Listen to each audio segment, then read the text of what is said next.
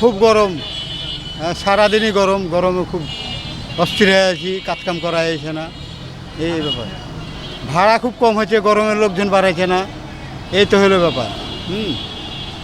খুব গরম এখন। এদিক ভাড়া মারটা নাই, খুব গরম, মানুষজন বাড়াইছে না, এই হলো ব্যাপার।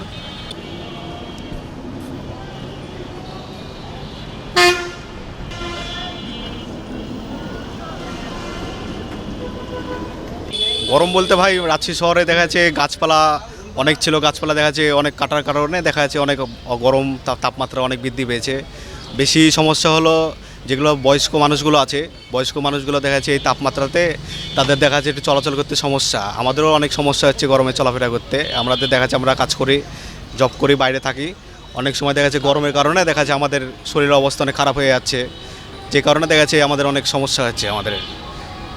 আর লোডশেডিং বিষয়ে ভাই আরও সমস্যা, মানে যখন রাতের বেলা দেখা যাচ্ছে ঘুমাতে যাই সেই সময় দেখা যাচ্ছে অনেক সময় কারেন্ট চলে যাচ্ছে, সেই সময় ভাই আরও গরম বেশি। যারা দেখা যাচ্ছে আরও বেশি সমস্যা, যারা হলো প্রেশারের রুগী, তাদের জন্য দেখা যাচ্ছে আরও গরমের জন্য ভাই আরও বেশি সমস্যা। আর স্টকের রুগীর জন্য আরও বেশি সমস্যা, যারা স্টক বেশি করছে ভাই। লোডশেডিং তো বাড়ছে, আর গরমটা তো স্বাভাবিক যেভাবে থাকে তার থেকে একটু বেশি লাগছে, বিশেষ করে রৌদ্র তাপটা প্রখর।